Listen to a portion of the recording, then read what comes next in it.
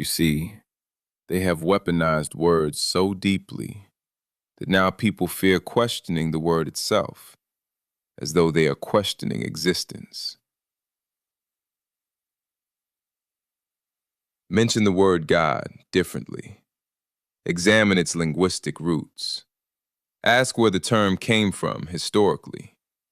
And suddenly people react emotionally as if reality itself is under attack. But listen carefully. Questioning a word is not the same as questioning the function behind existence. A label is not the phenomenon. A sound is not the cosmos. A translation is not creation itself. That distinction changes everything, because what many people are actually defending is not necessarily the source of all life, but the cultural framework they inherited around a specific word.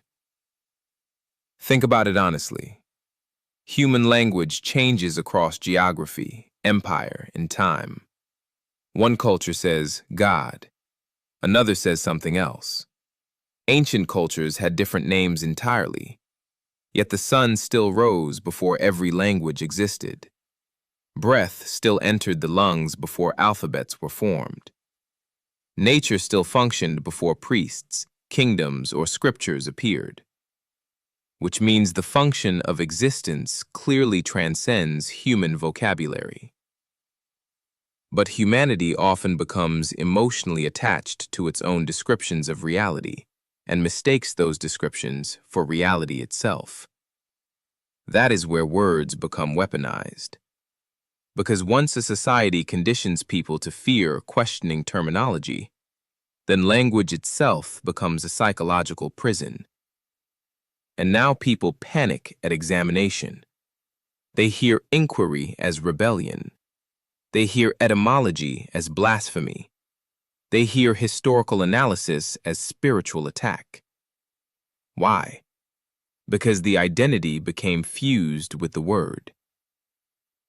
But I am not questioning the existence of creation by examining the cultural history of a term. I am questioning how humanity inherited that term. Who normalized it, how empires spread it, how institutions protected it, and how emotional attachment formed around it. That is history. That is linguistics. That is cultural evolution. See, every civilization interprets existence through its own symbols, myths, metaphors, and sounds. One culture creates one image, another creates another. One language forms one pronunciation, another forms another. But existence itself remains untouched by human pronunciation. Fire does not stop burning because someone changes the word for fire. Water does not stop flowing because different nations describe it differently. The function remains, while the labels change. And perhaps that realization is uncomfortable for many people, because institutions gain stability when words become sacred beyond examination. Once questioning language becomes taboo, critical thought begins collapsing. But truth should never fear investigation. If something is real, examination cannot destroy it. Only fragile systems depend on fear to survive. So understand the difference clearly. I am not rejecting the possibility of a source beyond humanity. I am rejecting the arrogance of believing one culture's terminology owns that source absolutely, while all others stand condemned.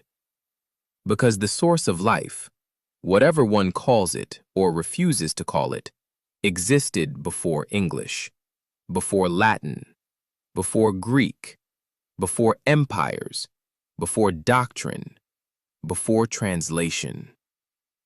Humanity gave names to mystery. Humanity organized interpretations. Humanity created systems around what it could not fully explain. But the map is not the territory. The word is not the wind. The label is not the source. And maybe humanity matures the moment it stops confusing inherited vocabulary with existence itself. Ashe.